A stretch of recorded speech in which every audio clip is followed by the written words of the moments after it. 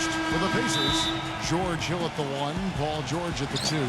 And starting 7'2", one of the true giants in the game, another great big man out of Georgetown, Roy Hibbert. Then there's Danny Granger, and it's West in at the 4 slot. And then for the Portland Trail Blazers, Lillard and Matthews pair up in the backcourt. And playing at the center position, one of the Lopez twins out of Stanford, 7-foot banger, Robin Lopez. Then there's Batum, and it's Aldridge in at the 4 spot. Perfect screen there. Set him up with a nice look. Poor job by the defender to not fight over or around that screen. You know, even though it was a down year for the Blazers in terms of their overall record last year, they still enjoyed quite a bit of success at home. It's one of the better home court advantages in the league. Here's Hill after Wesley Matthews score. Outside Hill. Launches it. And it's Portland with the rebound. And for the Blazers, as you said, not the year they won. But, Steve, they still managed to finish 22-19 here in Portland. Well, it's a young team, very talented starting 5, but very little depth. And I think over the course of an 82-game season, the lack of bench help really cost Portland. But a lot to be excited about, some good young talent, and a home court that traditionally has been very positive for this team. And George kicks to Granger. Back to George. And it's going to be out of bounds. The Trailblazers will take it. Well, Doris, an interesting game. Moments ago, you had a chance to talk with head coach Frank Vogel. What do you have to say?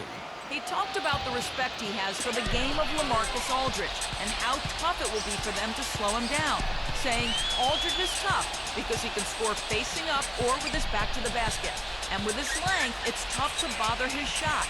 We'll look to deny him the ball when we can and just try to make it as hard as possible every touch. Kevin, will see how successful they are.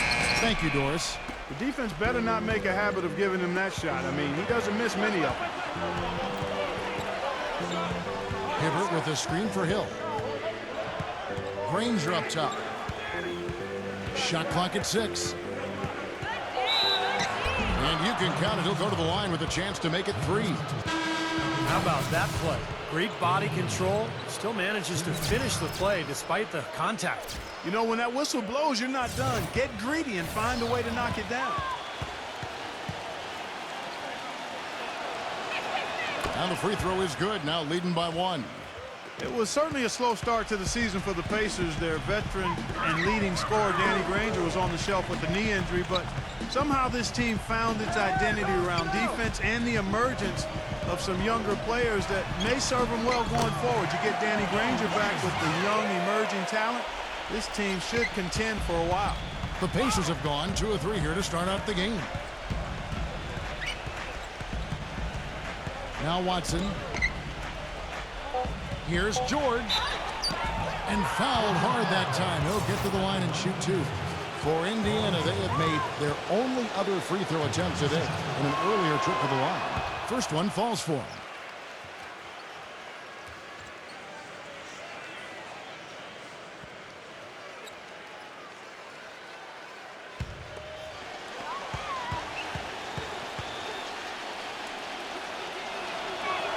And George drops them both.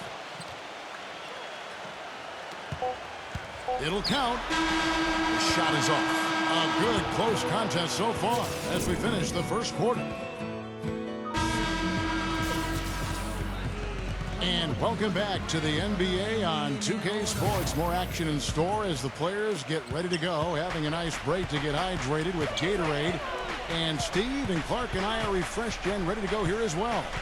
And when you consider how the Pacers are doing, Steve and Clark, what do you think? And they've done a nice job here offensively to establish a rhythm and a pace to this game. And I like that they're finding ways to score, playing well here, Steve. For Indiana, they have yet to miss from the free throw line. They're 3 for 3. And you look at the numbers from a year ago, guys, this is a club that hit about 75% of its free throws. You can talk about a lot of other power forwards around the league, and even though Louis Scola never really explodes for monster games, a lot of his opponents will tell you he's one of the toughest guys to deal with because he's so consistent and has a lot of versatility to his offensive game. Matthews with the steal. Wright against Granger, and Wright kicks to Williams. Back to Wright. 6 on the shot clock. He feeds it to Williams. And it's Williams again missing. On speaking of Luis Scola, two-time MVP of the Spanish League. Didn't come to the NBA until his late 20s. But boy, when he arrived, he made a dent. He was ready to go immediately because of his experience in Europe, where he was a go-to scoring threat. And, you know, he could do a lot of things offensively, whether it was posting up or making that mid-range jump shot. Chris Copeland, a 28-year-old rookie with the Knicks last season, originally from New Jersey. He played collegiately at Colorado and found his NBA opportunity after playing some years in Europe. And Copeland, Clark, more than serviceable coming off the bench last season. Steve, what do you think of his performance with the Knicks? Oh, he played awfully well down the stretch, had a couple of big games in the playoffs as well. But what I like about him is the floor spacing that he provides. His three-point shooting is really strong, but he's long and he's got a good body. He should be able to guard multiple positions. And let's catch up with our sideline reporter, Doris Burke. Doris, over to you. Kevin, there's no doubting Damian Lillard is off to a great start in his NBA career and is a great match with LaMarcus Aldridge in the pick-and-roll game. Aldridge, no doubt, happy to have such a ready-made teammate, saying, quote, the thing that stands out the most is his pace and poise. He has all the tools to be great, and he listens and is trying to grow. Coach Stotts summed it up this way. He's legit. Gentlemen. An intriguing young talent. Thanks. Now here's Hibbert. Yeah, he always gives the fans a temporary souvenir, it seems like, blocking 2 or 3 shots into the 10th row. Of course, you got to give the ball back, so very temporary souvenir. They're going to have to change that because in baseball, when they knock those foul balls, they don't go checking. You can keep them, that's right. Yeah, same with the NFL. If the ball happens to get by the net, you can keep the ball. That, right. Well, we need to change that in basketball. I agree. And one other thing about him that you shouldn't fail to appreciate is the presence and impact he has defensively. He can lock you up and wear you down, and that effect really carries over to the rest of the guys. He dishes it to Lillard. Back to Williams. And he's good on the 3-ball. Williams has got 5 now.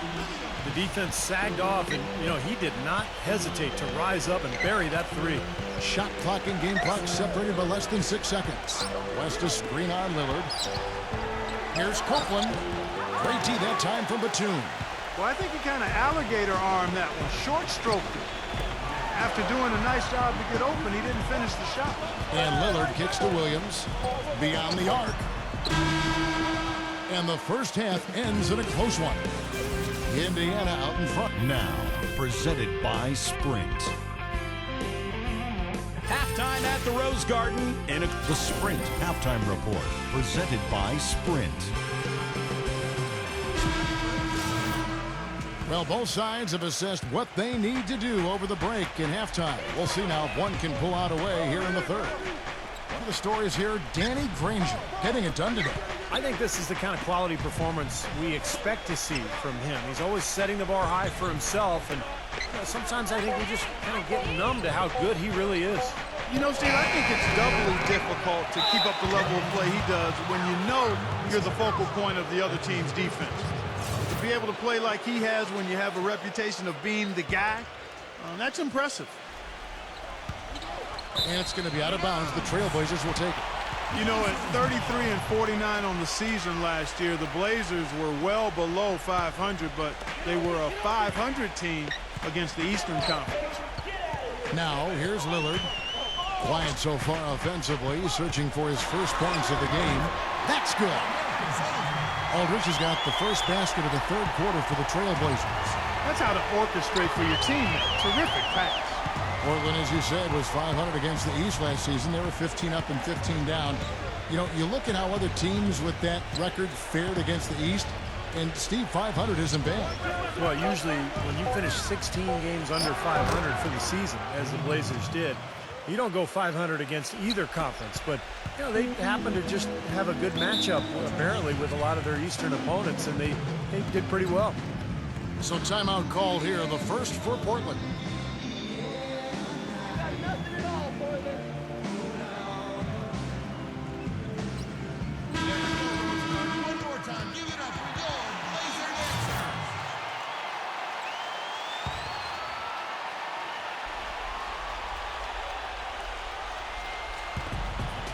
He passes to Lillard.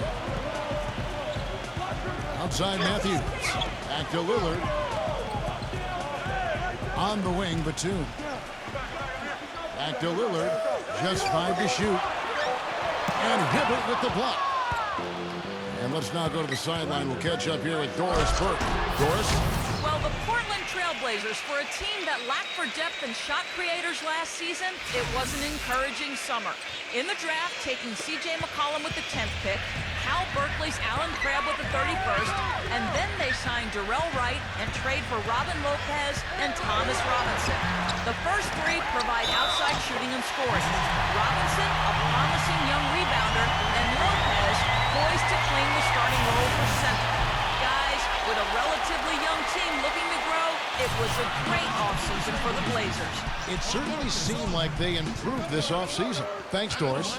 Well, Indiana's success last season was built around its defensive prowess, and they usually would set the tone at the start of the game. They were one of the best in the league at allowing the fewest first-quarter points. Trailblazers trail by 4. Aldridge left side. Drilled from 11 feet out. Aldridge has got 7 now in this quarter. Pacers have gone 3 of 4 so far in the third quarter from the field. Pretty good start to the half. Going back to the Pacers once more, you knew they wanted to emphasize defense each game, and Steve, they would always come out and get right in the offensive player's face to start the game. And they allow the fewest first-quarter points of any team in the league last year, Kevin. That's a great way to kind of set the tempo, set the tone in a ball game. And the Pacers were able to establish that defense right away. Pacers have gotten 4 of their first 5 second-half shots to fall. 80% since the break. And George kicks it to West. West off the pick from George. 4 seconds left. And David West again. Ran his man straight into that screen to open the lane up for the hoop. Here's Lillard. The shot no good. And we've watched 3 so far in this one. Pacers. We welcome you back to what has been a good one here as we get into the fourth quarter. And let's get your take, guys, on the scoring breakdown for Indiana. Anytime you get as many points in the paint as they have, you know you've got a good thing going, and you just want to keep it going. Another area where I think they've been really solid is their execution at the free throw line. They've really taken advantage. Pacers leading by 4. Hill with Lillard picks him up. Hill kicks to Granger. It's back to Hill. Drills the three-pointer. Hill's got the fourth quarter started here with a bucket for the Pacers. You know, there's no better sign of how efficiently a team is operating than their assist numbers. And theirs are fantastic. It's just beautiful basketball to watch, Clark. Right side Aldridge. Back to Batum. Pass to Aldridge. 5 on the clock. Stolen by Granger. And they're pushing it up. Hill. Foul call. Looked like the D didn't get there in time, and he'll shoot free throws.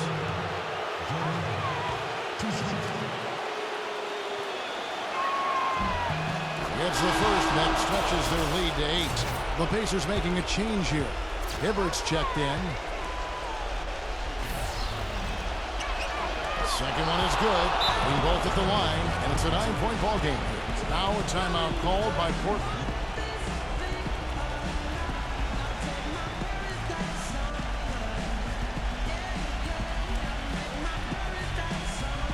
Let's catch up with Doris from the sideline. Yes, I had a chance to find out what the Trailblazers head coach was going over with his guys. He told them it's time to fight and take the lead. Let's put ourselves in position to bring it home. Guys, we'll see if they've got what it takes to get it done. And Lillard kicks to Aldridge. Aldridge double teamed. Wesley Matthews on the wing. Back to Aldridge. The fader. And no good. Trying to use the glass. Pacers leading by 9. Outside Hill. George. In low to scope. Granger kicks to George. Kicks it out to Granger. Just 3 to shoot. From beyond the arc and then some. And the Pacers lead by 12. This looks like a pregame shoot-around with all the threes they're allowing. Yeah, I don't know, Clark. I think there might be even more defense in warm-ups. I mean, this is kind of embarrassing. And it's out of bounds as the Portland Trailblazers retain possession. The Trailblazers making a switch here. Lopez is checked in.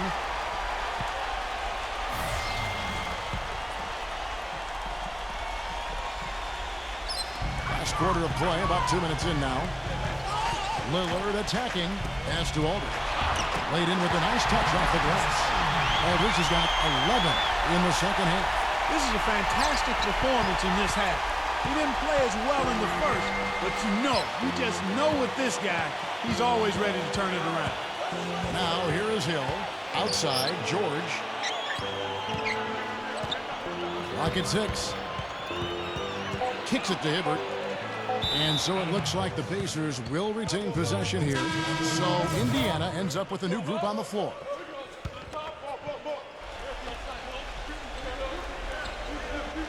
Just a little under 2.5 minutes have passed now here in the fourth. Watson, the pass to Scola. He kicks it to Stevenson. Scola dishes to Stevenson. Back to Scola. 2 seconds left. No good on the shot. A bit long that time. Guys, a comeback probably not in the cards at this point. Yeah, unless something dramatic and drastic occurs. Yeah, something crazy would have to happen. I think you can pretty much put a bow on this one. That finish brings me back to the old days, the silky smooth finger roll.